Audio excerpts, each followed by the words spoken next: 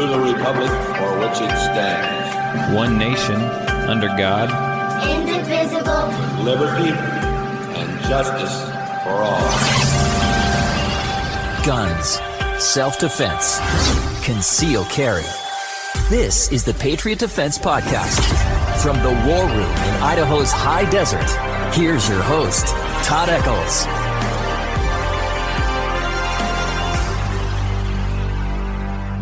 And we're back. We once again into Saturday evening, and we are tucked away in the war room somewhere in the high desert of southern Idaho. I am back, and the room is empty, but the two most important people are here today, me and Mr. Mark. Yes, the Mark has come back to the podcast. The Mark likes to come to the podcast. He likes to swing by the local co-op over here and get a drink. He's got quite the hookup over there. Yeah, apparently. Would you like to tell everyone what happens? Maybe throw your number out there. I go in there usually on Saturdays, obviously when I come to do the podcast, and stop by and get my tea. He's got a friend over there. And, second time in a row now that I've gotten it for free. You got a secret admirer. I would hope so. I doubt it, but I hope so. Yeah. So. Thank you to the gal. I didn't even get her name. What? Man, I'm horrible. I'm get her getting name. bad. You swing by on the way back home. Yeah, maybe buy a Butterfinger or something. Buy a Butterfinger. There you go. So how you been, Mr. Mark? It's been a few weeks. It has been a few weeks. I've been having a little fun. Been up camping and doing stuff like that. Had a couple moose come through our camp on Labor Day weekend. That was pretty exciting at 2:30 in the morning. Were they tearing stuff up? Or? They went through the one. Well, the one was like a calf, and it went through the picnic table area and was sniffing through some of our stuff on the picnic. It was kind of weird. It's a little creepy when they're walking at 2:30 in the morning because moose are very distinct and slow when they walk. Yeah, and it sounds like a person walking through the campground. And, I bet it does. And I have my gun, my flashlight, everything like right there, and I'm sleeping in the back of my truck. Oh my God. No protection whatsoever. And I'm just sitting there, and at 2:30 in the morning, I wake up and I'm just like, what is that? And I'm hearing stuff. And so I jump up and I shine the flashlight, and I had my gun in my hand, but I wasn't pointing. Did you yell or anything? No, I wasn't pointing it, and it wasn't yelling or nothing. I just sat up really quick and I shined the light. And there's this moose probably, I don't know, 15, 20 feet away maybe. And it just kind of looked over at me. Was it a bull? No, it was just a cow. But kind of looked over at me, and then it like put its head back down and just kept walking. And I'm just like, what the, and it's kind of spooky when you see a gigantic black, thing in the middle of the night. That's funny. You're lucky you didn't wake up and have it drooling on you or something. Moose drool. I love moose drool. It's kind of sniffing your bag. Yeah. So that was pretty exhilarating. I did have my gun in my hand on that one because I wasn't sure what was going on. Oh man. So it was really scary. Was it just you or was your boy with you? Or? No, I went with a couple buddies. Okay. And my one friend, he was in a tent and he heard the whole thing too. I mean, he heard. I think it was the calf probably that walked by his tent. So. You could have been having like moose steak in the morning for breakfast. Yeah, maybe some moose sausage. Moose sausage. So, yeah. Well, that's. I've been close to moose, but I've never had one come right into camp. It was actually, after the fact, after everything had happened, it was actually a really cool experience. But at the time, I was freaking out because I didn't know what the heck was going on. So years ago, and this is so far removed from firearms, it's not even funny, but years ago when I first got married, I worked for Idaho Fish and Game. And you probably have never even heard this story. I didn't even know that. Yeah. And I checked fish traps. So I worked 10 days on, 4 days off, and my first 5 days I'd spend up on the Locksaw in the Clearwater area, just this side of Montana and Idaho, and then I'd go and spend 5 days up in Stanley. And sometimes there was other people up there when I got up there, but I was up there by myself, and there's a little camp trailer that I was staying in, and I ate great food up there. They got like $150 for groceries for 10 days. Oh, nice. And this was like 25 years ago, so you could buy a lot. And I cooked up these great big pork chops, and I grilled them all up and ate them. And it was about 1 o'clock in the morning. I hear a bunch of rustling. And so my little trailer was hooked up to some batteries and stuff, so I had like the outside light. So I jumped up and I flipped on the outside light, and And just to kind of see what was anyhow, I looked out the window. The table was flipped over, and there was this freaking black bear sitting like a teddy bear on the ground with this on his butt with his back legs out. So he's sitting up, and he had my grill in his arms just like this, and he's licking it. And when I turned that light, he looked up at me. He had the goofiest freaking look on his face. Yeah. And I was like, what am I going to do here? You know, I'm like, I should just go back to bed. And like, well, maybe he's going to try to rip my freaking door off my trailer. I don't know. And so I kind of banged on the door a little bit. And the next thing I know, he threw the freaking grill off his lap, and he took off into the woods. But I'll remember that because he didn't look real. He looked like a fake bear. He's sitting on his butt like a teddy bear with his feet straight forward, and he's licking that grill. It was. They look weird. In fact, when black bears stand up on their hind legs, yeah, that is creepy because they almost look human. They look human. Yeah. Oh, it is weird. Well, have you seen one skinned out? Yeah, like yeah, they look human. Yeah, they do. I mean, it's creepy. It is weird. So anyhow, that was the hunting portion of today's podcast. Yeah, that should be a new part of the podcast. Yeah, now the hunting season, right? Hunting is part of 2A stuff. It's part of Second Amendment stuff. It is. Yeah. I'm headed out with my bow next weekend. Me and my boy, and possibly my daughter. See if we can stick ourselves a speed goat. Speed goat. We'll see. My son he found those arrows that you came over to look for. By the way, he was walking through the yard and stepped on them, and he pulled them out of the ground. It was were we even close? I know he said they were beyond the target. Oh, okay. So you know how they fly and you don't see them. You just know they hit the ground. So yeah. Anyhow, that's a little side note there. All right. So anything else interesting happen at the gun store or anything like that? I don't know what it is lately. We sell our normal stuff, our Taurus G2s because they're cheap and stuff. But lately we've had the Sig Sauer 1911, like the Spartan. I've sold the Sig Sauer We the People, and these are like $1,300 guns. I mean, they're expensive guns, and I don't know what it is lately. It's just been, we sit on them for a long time, and then like in the last 2 weeks we've been selling them. So it's been kind of nice, watching those things go out of here. And the last one we sold, the We the People edition, some gal bought it for her husband for a birthday present. Bought a whole bunch of accessories and stuff with it. And man, I want to be her husband. I know. I mean, I'm not going to lie, she was pretty good looking. So freaking birthday. That's an awesome birthday. I'm like, wow, that's great. Your husband's a lucky guy. Yeah, it sounds like it. So, but that's cool. He's staying busy. Yeah, people asking about self-defense classes or anything lately? Yeah, we've been handing out lots of cards. Do you think that has to do with everything that's going on? I mean, I'm sure that's definitely part of it. It seems like it's almost snowballing a little bit, right? With things that are going on and I think people are just getting a little too out of control on some of this stuff. I think they're trying to demonize the gun, and I really don't think a gun sitting in a holster, and this is getting into the Walmart and the Kroger and all this other. Sure. Which I don't want to like get crazy about it, but it's, I'd rather see a gun in a holster than in somebody's hand. Right. Let's just put it that way. Well, yeah, I understand that. And I think what you're seeing, though, is you're seeing all these big names come out. Okay, these big corporations and whatnot come out and say what they're saying. I think they're starting to set a precedent, because as one of them comes out and does it, another one follows, and another one follows, and another one follows. And honestly, I think this is just the beginning. This is just the beginning of the corporations that are doing it, but this is just the beginning of how far they're actually going to go. Yeah, because pretty soon it's going to be no guns at all. So right now we got Walmart, we've got Kroger's, which is Kroger's Fred Meyer's. Yeah. We got Walgreens, and we have Albertsons. Albertsons came out today, and I just it just kind of keeps snowballing. It just kind of keeps growing, and it's just I'm too afraid they're setting a precedent, and they're going to take our rights away little by little. And I know a lot of people are saying, though, they're saying, well, I don't conceal or I don't open carry, so I don't care. I'm not going to say anything.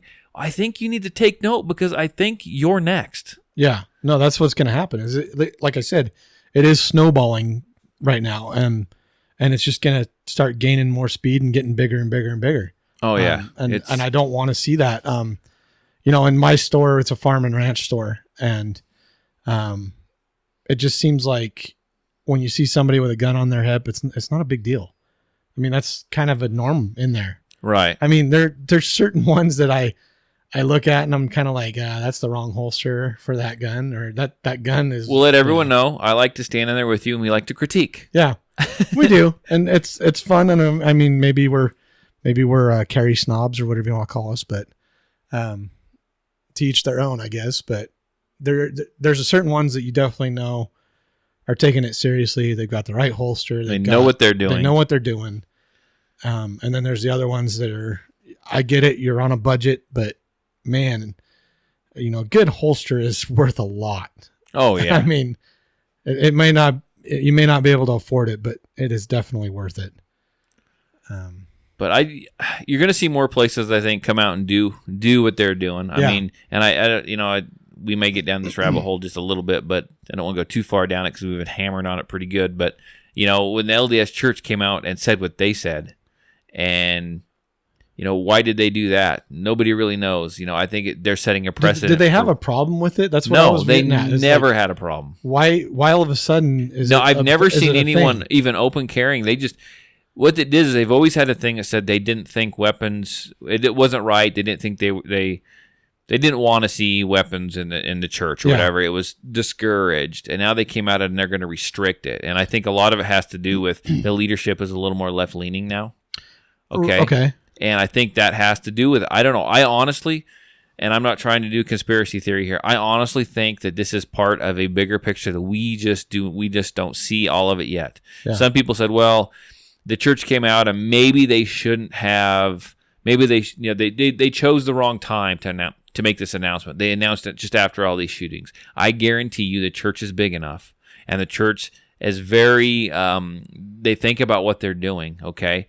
And they're very, tactical about what they do. Uh-huh. And I guarantee you, they released this. They made this announcement. They know what they're doing. This was no accident. This was done as part of a plan. I don't know what the plan is, but there's more to come. I almost guarantee you, there's more to come. Right. And I think it's the same way with Walmart and Walgreens and Kroger and Fred Meyer and Albertsons. There's more to come because these people could have folded, and they not folded business-wise, but they could have done this, made this announcement a long time ago. Yeah. Why are they choosing to do this now? Right. You have Dick's Sporting Goods who, they lost a ton of money when they decided not to sell AR-15s, and now they're talking about getting rid of look guns at how altogether. much gap there was in between there. I know, but I mean, look at them though, and look at the money that they lost and the bad press they got.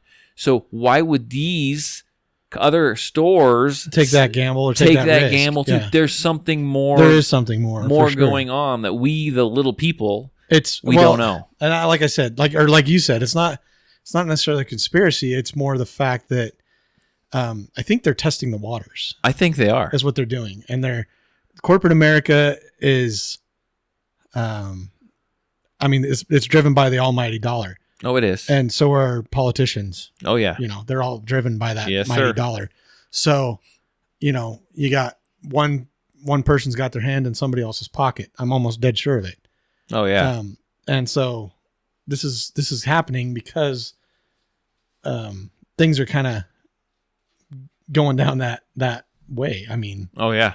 So they're trying to make an example of it. Is really, I think, what they're doing. They're trying to see what they can get away with. Yeah, and absolutely. They're trying to see how it's going to affect them. And I think that's why you've only started to see them talk about, open carry. They want to see what's going to happen, and they're going to see how it affects them. I'm not by any means pushing for another civil war or revolution or anything, but I think what they're going to end up seeing if they keep going this way is people are going to fight back. Well, here's the thing. It might not. I hope it doesn't turn violent. But most likely, in certain cases, it probably will. Here's the thing. Let me throw this out there, okay? And I'm sure you've thought about this too, but, civil war. Who says civil war is going to be fought with people shooting each other? I actually think we're in a war right now. I think we're in a type of civil war right now. Yeah. It's just not necessarily being fought with weapons. Right, but there's a buildup to it, though. Yeah. And the further and further it gets, it might end up shooting at people, right. what I mean? And I hope it doesn't, but... Well, and you look at everything they're talking about doing right now, like they're pushing this social credit score. Okay. Yeah. And it's this thing that China has been uses it, and what it does is it punishes the citizens. It lets them know what you're doing pretty much at all times. They will go on and they will punish their citizens, however fining or however they do it, for spending too much time on social media, too much time on the internet. They track all that stuff, and that's part of your social credit score. And we all have social credit scores right now, but they're going to start using outside companies to do this the way China does. And they've actually came out, there's been articles, we've read them here, they talked about using Amazon and Google and all this stuff. These companies would get all this data and they'd pull it and give you a social credit score. And people are going, no, this isn't happening. Well, there was that Scope app.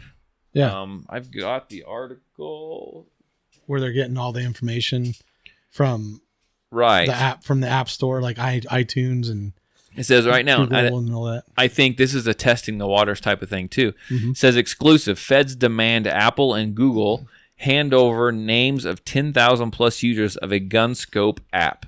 So are you familiar with this GunScope app? Do you know what it does? Explain this. So there's two different things. Like Vortex, Nikon, those type of places, they have apps to help you, with your ballistics and do the trigonometry. Do your trigonometry and stuff. But there's some new scopes out there. There's some night vision scopes. There's some even infrared type scopes, or FLIR or whatever they call them. Right. And they are like Wi-Fi based. They're there's apps to run them, because you're not literally, like, you look through this scope and you're not looking through pieces of glass. You're looking at a TV screen, a miniature TV screen, basically. So it's a monitor. It's a monitor, and it's all controlled by this app and stuff.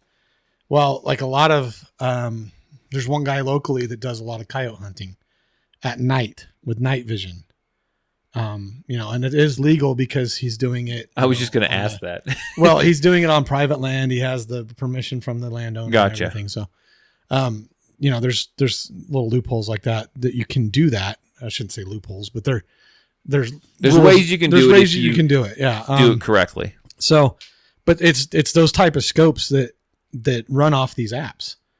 And I don't know why they're targeting that specific scope or those type of scopes, because, most of the incidences of these mass shootings or whatever, the people probably don't even have scopes on them. Well, your answer is right there. Is it seems ridiculous why they target. I think what it is they don't care. They just need a reason. They want to see what kind of information they're going to be. They're going to get some information. And I think they want to know how we're going to respond. Yeah, they're testing the waters. All this is testing the waters for something bigger. I mean, I didn't want to get too political in this one, but I mean, that's the name of the game the last month or so, right? Yeah. I mean, that's what's been going on. That's what's been going on. Trump came out and said he didn't feel that the climate was right for a gun confiscation, right? Mm-hmm. That's what he came out. He flat out came out and said, I've thought about it. I've looked into it. I don't feel that the climate is right for a firearms confiscation right now. Okay. He doesn't feel it's right now. Yeah. That he honestly took a look at this, right? And he honestly took a look at it, and it's not like he came out and said, I looked into it and we're not doing it. We're not doing it. That's against this, or that's against the Second Amendment. We're not doing it. We will not do that. Instead, he goes, I looked into it and the climate's not right now. Yeah. Well, are they making it so the climate is right? Or is he preparing it so when it is time, he can just do it? I mean, look at what they're doing. They're building the machine. They're putting all the pieces together. Yep. And it's going to be there and be ready to go, when they need to. I hate to say it, but it's coming. There you go. Do you know what he's saying there? Matthew Martin, supposedly to use an enforcement of ITAR regulations, supposedly. Do you know what ITAR is? I have no idea. If you're still watching, Matthew, we are ignorant to what ITAR is. Maybe you should be on the podcast because I have no idea what that means. Let us know. But they're building this machine and they're testing the waters to see what they can get away with, and it's a scary, scary deal right now. Yeah. So I really don't want to see where this is going. Oh, you're gonna see. You're gonna see. I can already kind of see where it's headed, you know. Yeah, I bought my tractor. I'm getting ready to put freaking. You're digging in. I'm getting ready to put. I'm getting ready to put freaking bulletproof on there. Going off the grid. I'm going to load up the tractor. I'm going to bulletproof that thing. Oh, arms export import regulations. Oh. I mean, they could use that to track that. That's what the article kind of was talking about. So I think, he's probably got a good point, but I think that there is actually a lot more to that. A lot more. They're doing that, but they're testing the waters on a lot more stuff. Oh, yeah. I mean, the government snaps their fingers and they're going to get the information. Well, I hear it go again on corporate America, but you work for corporate America. They are literally running the show when you think about things. Oh, these politicians, their pockets are getting lined. Oh yeah, with the money from these corporate, entities, these big deals. So I mean, Walmart is literally, in a sense, trying to gun control itself because of they're trying to instigate gun control because they're getting rid of their handgun ammo and stuff like that. I mean, by getting rid of the ammo, the gun is useless. So here you go. You got corporate America and you got big government. They're all in bed together. We know that. Yeah. So they're not going to ever come do a fully. We always talk about. I just don't think they're ever going to run around and do a full-on house-to-house search for your firearms. That's when it's going to hit the fan. Yeah, but if they did. They know they can't do that. I think they know that there's too many of us. They can't do that. Yeah. I just don't think they're going to do it. So they're going to do it like we've talked about before, like they are now. Yeah. They're going to slowly, they're going to have this little program and it's going to take this. They're literally, in a sense, pressuring you into doing, Yeah, they're chipping away at it here through this program, that program, this program. They're going to make it difficult to get ammo. Where does everyone shop? Everyone freaking shops at Walmart. It's easy when my wife goes to Walmart. I bulk order now, but my wife goes to Walmart. She used to, say, "Oh, pick me up a couple hundred rounds of 9mm while you're in there." Guess what? No more. That's not going to happen, right? I mean, so they're chipping away here, they're chipping away there, and they're going to slowly take them. It's not going to be a knock on your door, give us your gun. They're pushing you into the point where you can't get ammo for your gun. So guess what? You're going to turn it in. You're going to be like, well, here. There you go. You can have my yeet cannon. Not the yeet cannon. This is no good anymore. So that's right. Not the yeet cannon. But I don't know. It's a scary thing that what's happening right now. We just gotta pay attention to what's going on. I don't even know where this is headed. I like what you said earlier. You didn't say it in the podcast, but when we were talking, about fill them in on how brilliant I am. Well, so it's about you may not say something because it's not affecting you. So I may not say something because I'm not an open carrier. Right. So they came for the open carriers, and it didn't affect me, so I didn't say anything. They came for, and I'm just kind of ad-libbing as we go. They came for the guys that like to carry the big knives. I don't carry a big knife, so I didn't say anything. They came for the guy that wanted to sling his AR-15 on his shoulder and walk into Walmart. I don't do that, so I didn't say anything. Mm-hmm. All of a sudden, they come for the concealed carry holders. Look around, no one's left to say anything. Yeah. It's a scary deal. There is nobody left, exactly. And that's a horrible adaptation to an actual poem or saying or something. But it's true, though. Because they came for the Jews. And I get it, yeah. But it's true. Yeah. It's true. So just because you don't open carry, I see a lot of people commenting on my Facebook, I don't open carry, it doesn't bother me. Right. I'm going to conceal anyway. Well, great, you probably are, but you know what? They'll come for you next. And honestly, I was like that too. I'm like, well, I always conceal carry. I don't like people knowing that I have the gun. Right. But now I can see that. I can see that point of it, Yeah. So, yeah. We all need to stick together. Yeah. So, crazy, man. Crazy stuff. But so I want to bring something up. We're going to take a hard right turn here. Right turn. A hard right. Don't say left. A hard right turn. I had the lady come by. So I'm going to explain this. We have in Idaho, for those of us who aren't in Idaho, most of our listeners are in Idaho. Some of them are not. Look at the mess you're making over there. Sorry. That's okay. I don't care. And the Idaho has the Idaho Enhanced Concealed Carry Permit, and you have to take the state-required 8-hour class. You have to have a 4-hour classroom part, and you got to take they don't care how you actually break the time down to a certain extent, but you got to have the classroom portion, and you have to go out and fire 98 rounds. Okay, the state does not dictate how you have to fire that 98 rounds. When you come and take it through Patriot Defense, my class, my business, we do it through 7-round drills. You're going to learn something. You're firing 98 rounds. If you're poor like me, you need to not waste that ammo. You need to learn something every time you pull the trigger. Yeah. And you've helped me with my classes. Yeah. And I have all kinds of people show up to take these classes, right? Some people have been shooting for years. Some people have just not even handled the gun before, Very right? experienced people that break the rules, and then sorry, I shouldn't have said that. And then the very beginners that don't know a thing. They've never pulled the trigger, right? Yeah, but everybody's got to start somewhere. So yeah, and that's fine, and I'm good with that. So I like to find out how other instructors and other companies do their classes. And I had a lady come in today to do a private class, just kind of wanted to get up to snuff. She's had some stuff happen in the past that actually made her kind of fear firearms, and we were kind of getting her back into it. It was a great, successful class, but she has taken her permit class from a place up in the Boise area, up in the Treasure Valley area, and that's about a couple hours away. And I was asking her about her class. I just always like to get inside information if I can. And I asked her, I said, what about the shooting portion? How did they run the shooting portion? Because I think I got mine pretty well fine-tuned. I like mine. Yeah. Okay. And she said that they would have 6 people go up to shoot at a time, and that's fine. I understand that. And they would have 2 ROs, so they have 3 shooters per RO.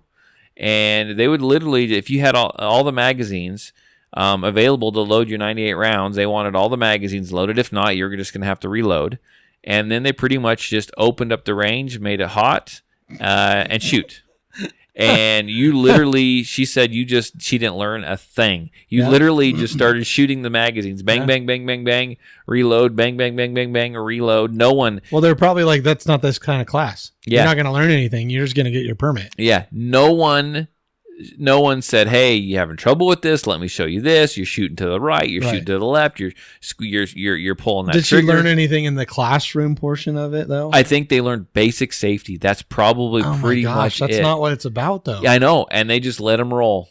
And that's that, I guess, legally, they're okay. But that just is appalling. A crap class. That is appalling to me. Yeah. You need to learn.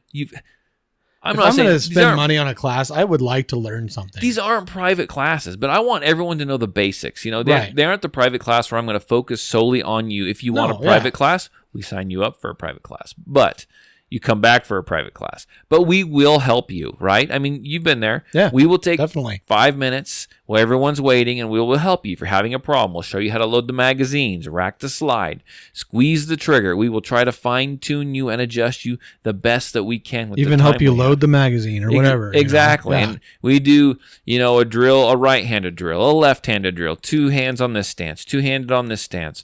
We do, all kinds of stuff. We teach you how to kind of shoot with, speed sight acquisition. We talk about, even if we get to that point, we shooting with both eyes open a little bit, or point both shooting. Eyes closed. No, just kidding. Yeah, just kidding. I've seen that. It doesn't work. It doesn't work out well. I just can't believe that there's other people, and I'm not trying to bad talk. I don't even know who did it up there. Okay, I don't know the company's name, but are you kidding me? That's the third report I've heard of an instructor in Idaho, in the Treasure Valley, and then now in the Magic Valley, and now the Treasure Valley. That's the way they do the shooting. How are you supposed to learn like that? So that's the thing, is they're just in it for the money. It's an easy way for them to get. I'm into it for the money too. Yeah, but I like to help people. At least you care. I do care. I mean, you do care, and I'm not just saying that because I know you. I've been to your class before I even knew you, and you do show that you care about how people leave your class. I mean, right. You want your class to be a good class, and you want your reputation to be good. You don't want to, be this chintzy, instructor that goes and says, "Here, shoot these. You're done." I just can't. I couldn't logically do that. Like I was telling my wife, I went and told my wife about this afternoon, and I was like, later this morning or whatever, and I was like, man, maybe I'm doing it wrong. I could pump through 40. Just funnel them through. Could pump through 40 people in one class if I'm just like, here you go, shoot. Here you go, shoot. Right. You know how quick that would be? Yeah. You know how quick that would be? That'd be so freaking quick. Get a couple drum magazines and go to town. That should be my new. I told her, I said, maybe I'm doing this wrong, but you know what? You're right though. I couldn't live with myself if I did it like that. Well, here's the thing. Here's the thing with it is, if you're putting people out there and you're giving them the ability to obtain the permit, I would feel better knowing that those people had a good education on how to carry. Right. Instead of just going out there and, here's your gun, have at it, And I do know that there's some people when they take my class, they, you can tell the people that have been shooting quite a while. And this doesn't happen a lot. You can tell the look on some people's face like, oh man, I know how to do this. Why, they'd rather just go shoot. Bang, bang, bang, bang, bang, bang, and be done. I do think that by the end, they see why I do what I do, right? Yeah. I don't want just... Well, it's structured. It's structured. But it's for safety. And it's for safety. Yes. And so everybody has a chance to learn. And I think that's why, it's Captain Sugden now for Twin Falls County. Lieutenant. No, he's captain now. Oh, he's captain. Yeah, Oh, man, captain. He's moving right up. I think he moved up. Yeah. Oh. But I think that's why he prefers that though. Right. I mean, I don't know these other places around here. I don't know how they teach and stuff. I know a couple of them are more, I think, a little more extreme, a little more law enforcement, tactical style. Right. I like the way you teach it because you're more of a practical person. You're more, and we talk about that a lot. Practical, not tactical. Right. But it's more for everyday people. It's not for, law enforcement. It's not for military guys. This is for everyday people. And if people are everyday carrying or out there in the world with a gun, I would feel much more comfortable knowing that they'd gone through a quality class and learned something and are not just going to be trigger happy idiots. Oh yeah. Well, me too. I feel responsible when they leave here. Exactly. I'm responsible for this. Now I've heard in the past, and I don't know, have you ever heard the saying where they talk about, save all your training certificates because if you ever have to go to court, they're going to want to see, and I've heard that, and they could possibly call the instructor.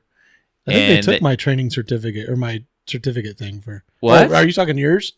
Like save your certificates? Yeah. Like if you take a class, like if you take a class, I've heard everyone says, save your training certificates and because if you ever have to use your gun in self-defense, they may or may not, or they could say, what have you taken for classes? Gotcha. And they could come back to me and say, what did you teach this guy? Right. Okay. I want to be able to say, I taught him how to shoot.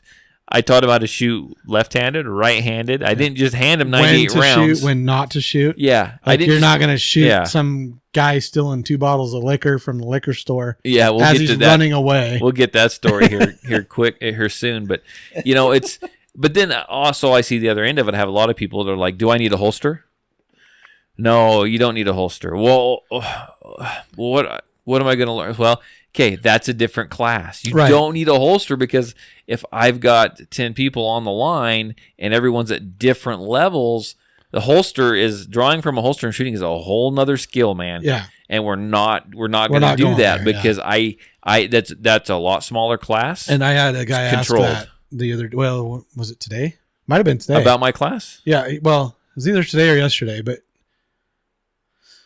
it must have been today because I wasn't working yesterday. Anyway, he asked, what's all involved, and I kind of told him about it. I said, you won't need a holster because that's a totally different class. Right. Drawing from a holster and all that. And I kind of explained to him how things worked out and it's very safe, very structured. Uh-huh. So, must have been today. Yeah. Anyway.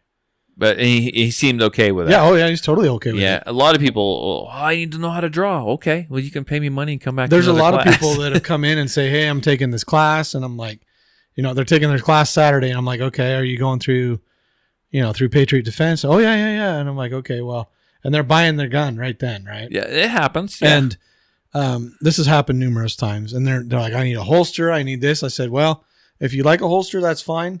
But you're not required to bring it for the class. Yeah. So I said, if it is something you want, then we'll get you a holster. But if you just think you need it because of the class, you don't. I'm totally fine with people bringing their little gun boxes, up onto the table and opening up. Now, there may not be room for the boxes later. Yeah. We can set them under the table or on another table, whatever. But that happens.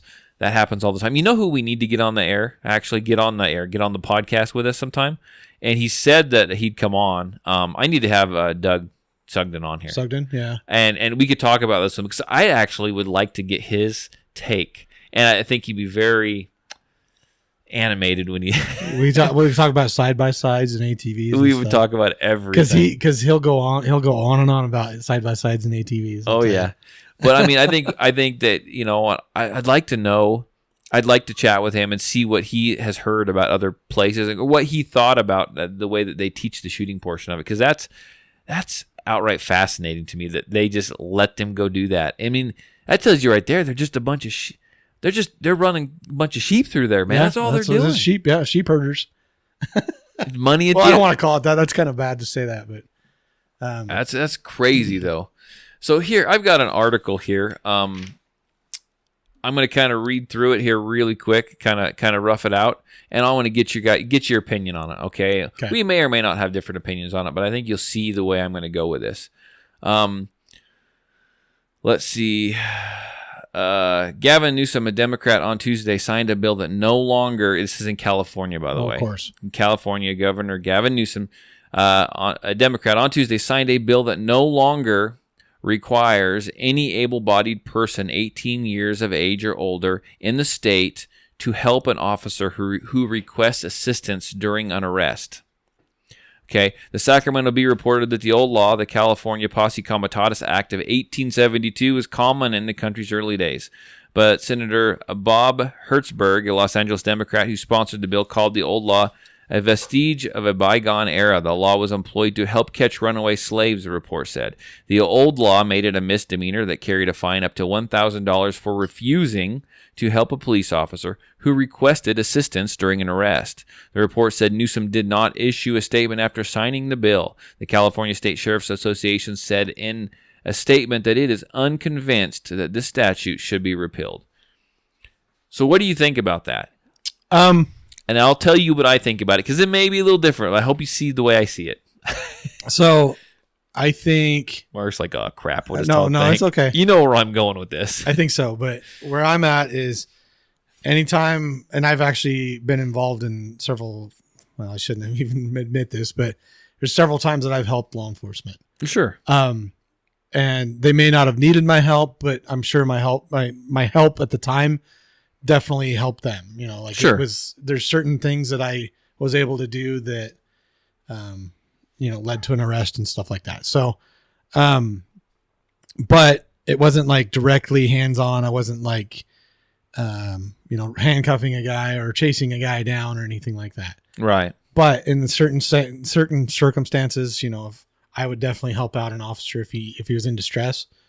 I would definitely help him out, especially if he'd been shot or something like that.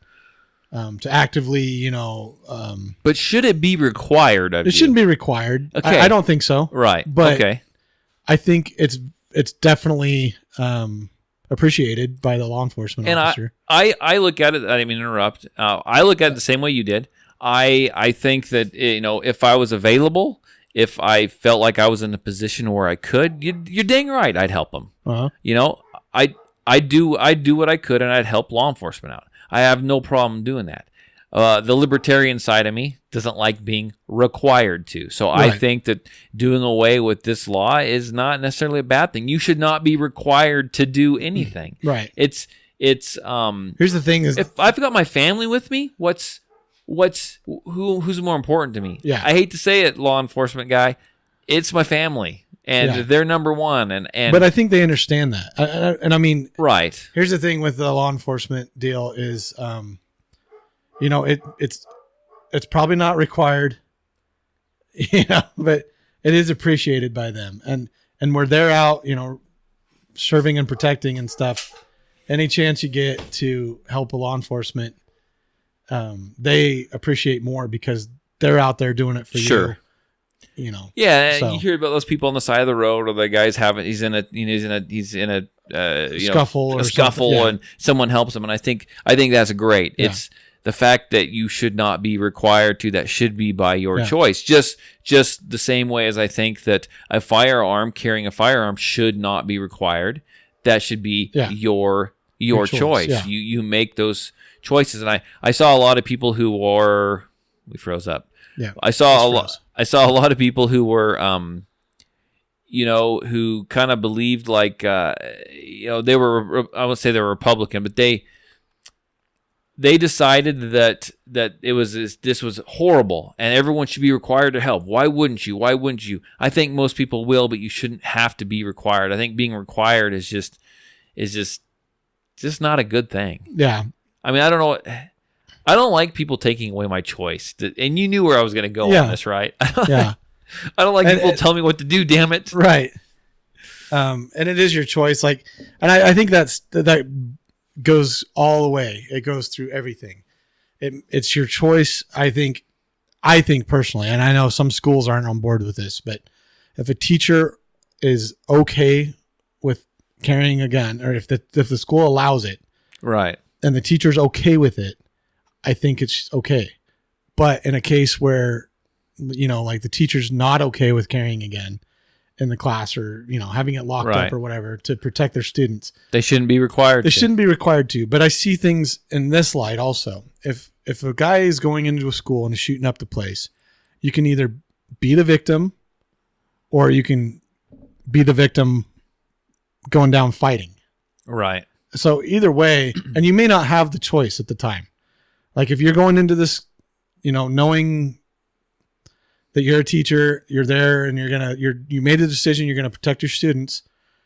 Are you just going to be a bullet catcher for them?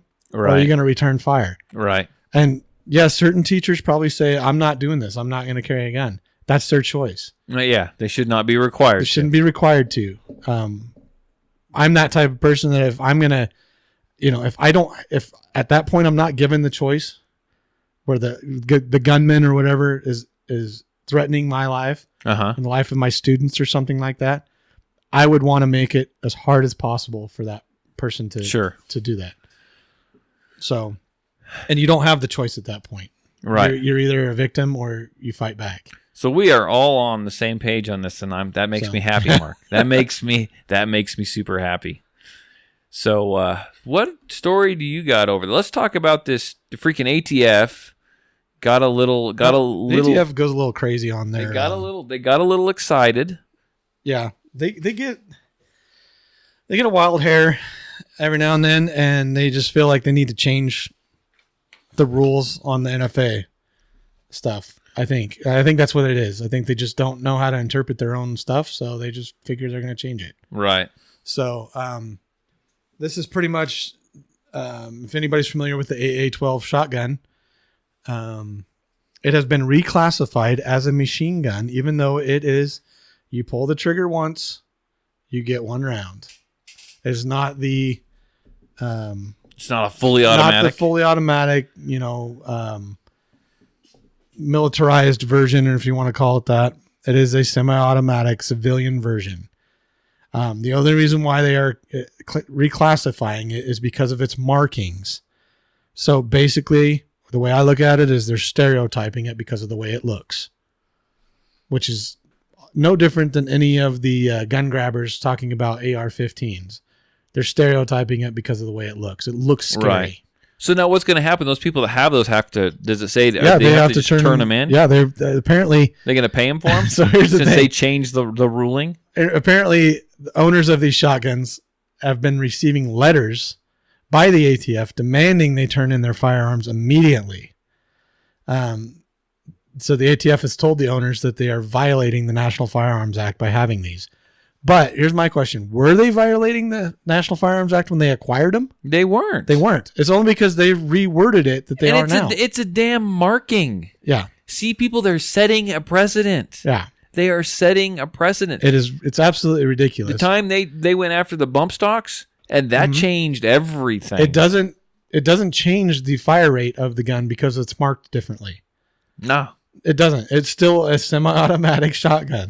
Magazine fed. I can tell you several other magazine fed semi-auto shotguns. I mean, the Rock Island, any of the VR series in Rock Island are all semi-automatic, magazine fed. Are they going to go after those too? I mean, I think eventually they are because they're not marked or something. So we say it can't happen, right? We say stuff like this won't happen. Well, it does. There's a man in Houston. Okay, a Houston man was the first one to be indicted for bump stock possession since the federal ban. When they banned bump stocks, he had a bump stock. Oh, no. And they found out, and he now could face 10 years in jail. Now, there's a little more to the story. I'm kind of like cruising through the article here. And honestly, I don't know that I necessarily believe some of the story. It talks about this man, Ajay Dhingra, 43 of Houston, came on the radar of the U.S. Secret Service in August after he sent an email case. This guy was doing some crazy stuff anyway, but then they showed up to his house and found out he had this bump stock. So here's my question back on the AA-12s. Yes. Is if they're sending letters to these people that own these shotguns, how do they know? That's right. Because if you fill out a 4473 form, yes, the gun is attached to that form, but it stays with the place you bought it. And we were told that there's no national database. Yeah. Ooh, so how do they know? Did we catch them? How do they know where to send these letters? We all knew it, but did we catch them? Oh, yeah, we all knew it. We all knew it. Yeah. Yeah, that's right. We caught them in their little game. So, look, that guy has an AA-12. We better send him a letter. So, anyhow, they're hopefully either got rid of your bump stocks or you hit them really well because your binary triggers are still okay. Yeah, that's right. Unless they got never mind. Your shotguns are fine too, unless they got a certain marking on them. Yeah. It's funny how they don't define what the marking is. It's the bad marking. It's the bad marking. It's the bad marking. Yeah. It's a bad touch. That's right. So here's my shotgun. Show me where the bad man touched you. Yeah, show me where it touched you. Show me where the bad man touched you. Okay, so I got us a story of what not to do. Okay. I like what not to do stories. What not to do stories. Well, maybe we don't know what kind of class she took. Maybe this is just the way it goes in her hood, right? So a woman, 38, with a concealed carry permit is arrested for shooting a shoplifter in the arm after he fought with the clerk and attempted to flee the store with 2 bottles of liquor. Okay. The liquor shooter. That's right. She shot a shoplifter. The guy wasn't going to kill anyone. No. He just wanted to get drunk. He stole 2 bottles of liquor, and that's not a good thing, right? That's a bad thing. He was going to be a happy drunk. That's a bad choice, right? Right. But you know what? Don't shoot someone over that. Yeah, no vigilante justice. No here. vigilante justice. So this was in Nebraska. Well, it's not worth it. Yeah, this was in Nebraska. Damn it! You would think that was Florida. I know, Florida woman, Florida man. But not only did she shoot him, she shot him in the back of the arm, narrowly managing to miss hitting the store clerk, who ran out of the store in pursuit of Tillian. So she shot this guy. She shot the guy who stole the liquor. She shot him over 2 bottles of liquor. Yeah, that wasn't even hers. It wasn't even hers. She shot him as he was running out of the store. So he may not have been a threat to begin with, but he's really Definitely no longer a threat if he's leaving. And because she shot at him, she used her firearm when she didn't really have to. Yep. She almost shot an innocent. Yep. She almost shot the store clerk because she was trying to save. Right. So had she hit the store clerk, she'd be in trouble for shooting the store clerk. How is she not in trouble now is what I get. I'm not getting that. Because one of the biggest things and this is going back to your class, when I took your class, one of the biggest things that I took out of it was if somebody's stealing your TV and they're in your house. Oh, she is in trouble. She got arrested. Okay. Go on. Sorry. Anyway, so they're stealing your TV and they're walking out the front door or running out the front door. Let's say they're running out the front door with it. Are they a direct threat anymore? They're leaving your house and they're running away from you. They're leaving. Yeah. So if you were to shoot them in the back, then you're going to go to jail for it. So that's a major question in my class. Not for me, but for the students. And I like to tell everyone there's black, there's white, and there's a hell of a lot of gray. Yeah. Okay. So, some people are like, well, if someone's in my house, and he's not supposed to be, he's a threat, and I'm going to freaking shoot him. Well, I understand that too, mostly, okay, to a certain extent. Someone kicks open the door in my house at 2:00 in the morning. Mm-hmm. My family's in there. I'm going to consider, I didn't invite him in, okay? Right. I'm going to consider that a threat. You'd probably do the same. But if I come out into the living room or whatever, and I make myself presence known, hey, I got a gun, the cops are on the way, I got a gun, what are you doing? Get out of my house, whatever. And the guy looks up, startled, and he turns around, and he wheels around, and he starts heading out the front door that he just kicked open. He's gone. I'm done shooting. I don't want to have to shoot somebody, right? But if he stops, looks up at me, kind of bows up, and makes a move toward me, guess who's going to get perforated? He's getting dropped. Yeah, he's going to get shot. That's the way it's going to be. You turn and run out. go for it. I'm going to let you go. People always ask, I've been always told you don't ever want to shoot anyone in the back. Yes and no. So you don't want to shoot someone if they're running away from you, if they're leaving the scene. But if shooting someone in the back is the only target you have on someone to stop them from hurting someone else, you can shoot them in the back. So for example, let's say he has grabbed one of your kids, you go into your kid's room and he's on top of your child. And he's, straddling him, he's sitting on him, and the only spot you have to shoot is in the back. Guess what? Yeah. You punch as many rounds into his back until he falls over as you can. Absolutely. And then you need to be able to tell law enforcement when they show up why you did what they did. Right. And hopefully the evidence shows. The evidence will probably indicate that's what was going on. Exactly. So you can shoot someone in the back, not as they're running out of your house. Now, what happens, Mark, if you show up to your house, okay, maybe it's 9 o'clock at night, no one's home.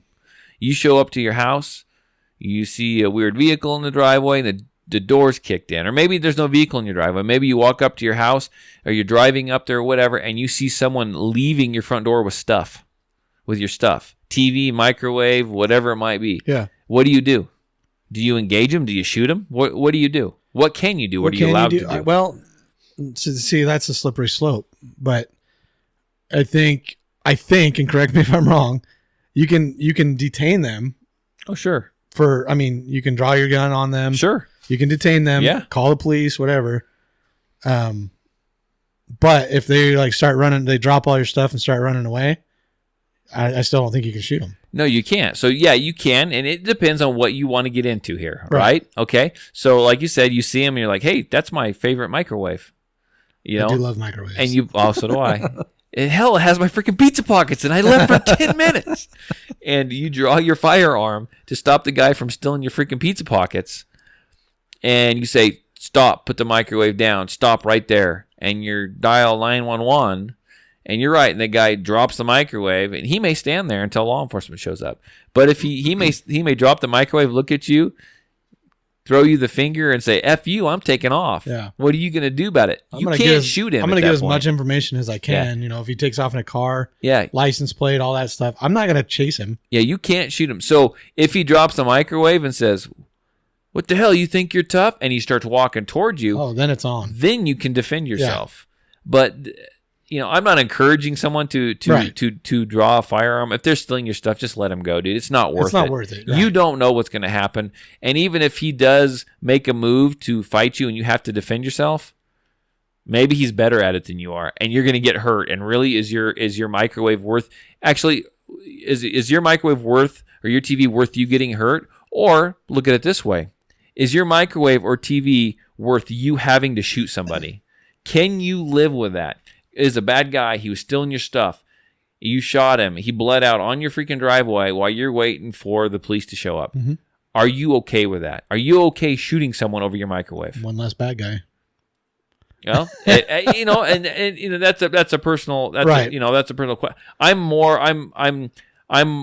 more okay with shooting someone if they're harming my family. Right. If I'm in imminent danger, then that's a different story. Right. If it's I'm a pretty easygoing person. If they want my TV, I'm like, dude, that's great because I've been wanting this new TV anyway. I'd be like, what else you want, dude? To help you pack it out? I got a great insurance policy. I've got that's a crappy TV. I'm gonna take the insurance money and go get me a better one. Here, take the one with the tube. Yeah, yeah. I've been needing help carrying that damn thing out of the house anyway. Yeah. So it's just one of those things. There's a lot of people that want to jump right on the firearm, and they want it. When can I shoot? When can I shoot? You don't always want to shoot. It's not worth it. If someone's stealing your stuff, just let them go.